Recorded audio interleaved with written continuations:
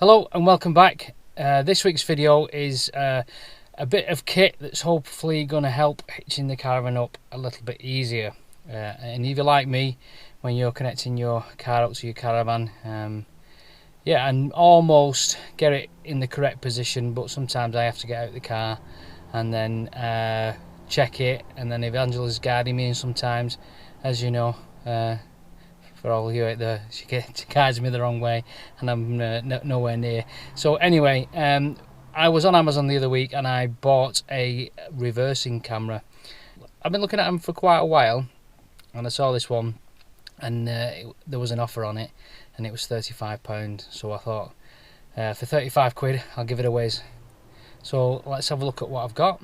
So this is the camera. It's a Boscam K3.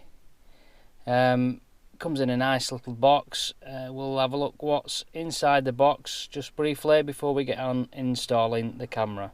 So I've got everything out. It's not an unboxing. For those that know me well, you'll know what I'm going to do with these instructions.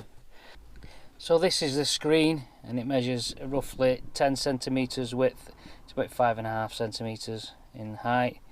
It mounts on a bracket. It's very similar to the tyre pile system, and that can sit either on the dashboard or on the windscreen. I'm going to mount mine onto the dashboard. On the back there are various settings for the screen, which we'll look at later. So this is the camera. This actually mounts to the back of the number plate, and it's suggested that you put that once it's on the number plate at slightly a 45-degree angle, pointing downwards. The actual camera itself is a colour camera, and the angle it covers is 170 degrees. It's got night vision on there as well, so it's quite good. There's a short bit of cable with that, and then there is a control box at the back that you plug your camera into, and you can see that on there.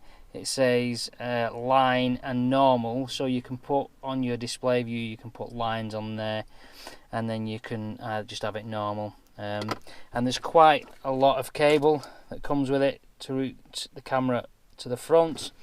You also get cable ties and Scotch locks, as I call them. They probably call something else, but I've always called them Scotch locks, to connect the cable up to the reversing light.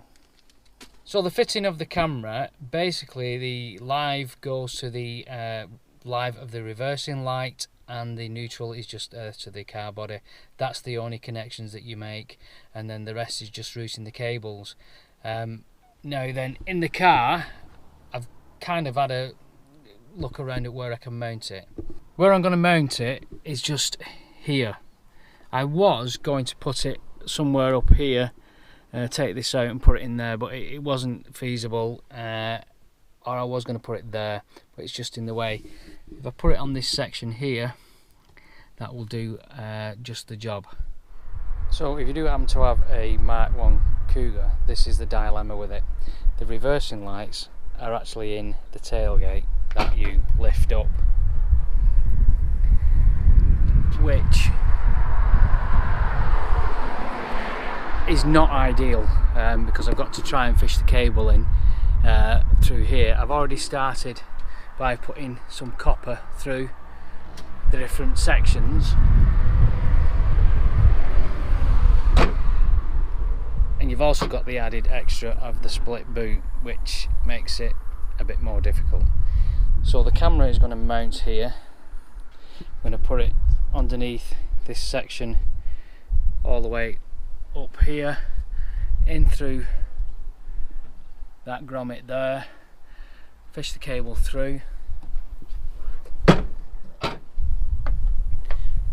split the boot again, and then feed it through this section here into the back of the car, and then that will come into the roof lining here and drop down here. Now, because there's not enough cable, I'm going to have to put the switch mechanism into the back of the light there.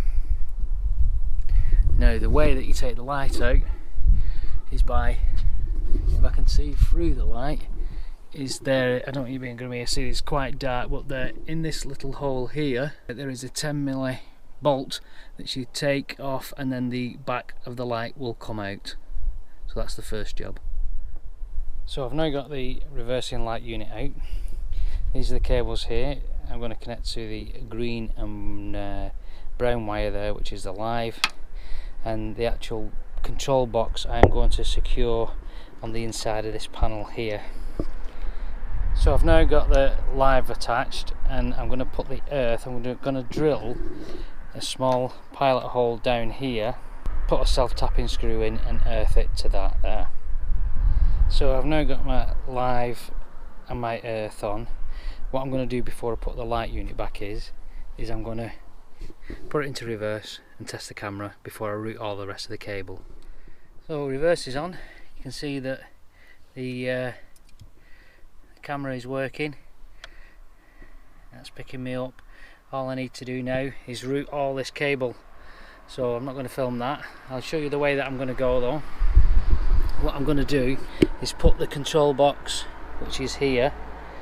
I'm just going to put it in this compartment here, because you can take that off to get to it. So that's in case I want to switch it from having the lines on or off. And then I'm going to route the cable up here into there, as I said before, down through there, and it's going to go down to the floor.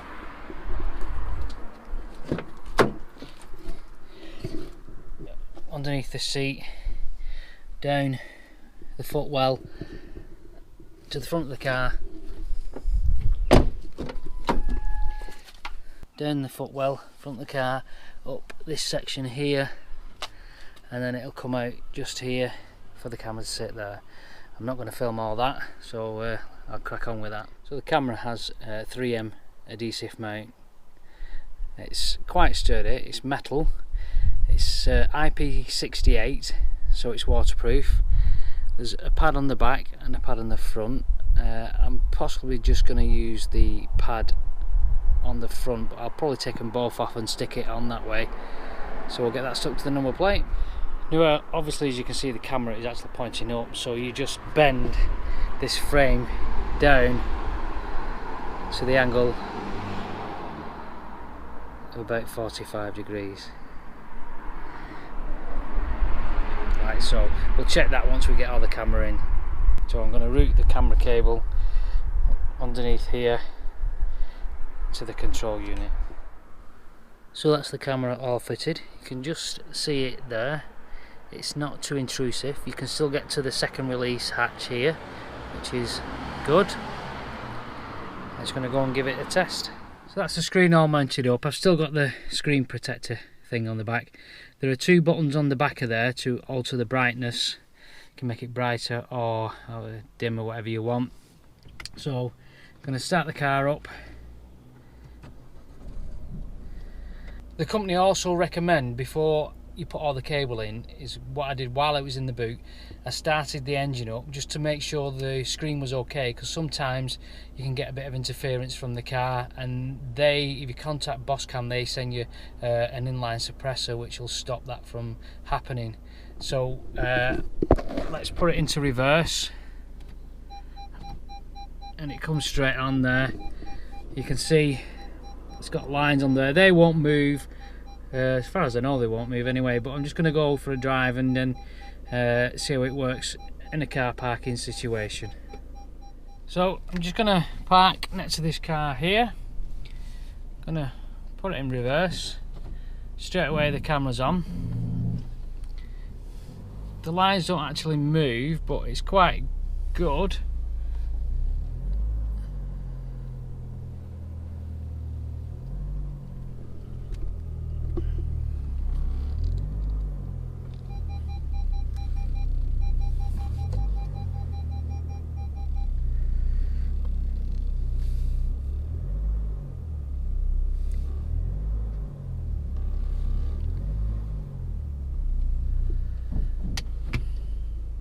And off.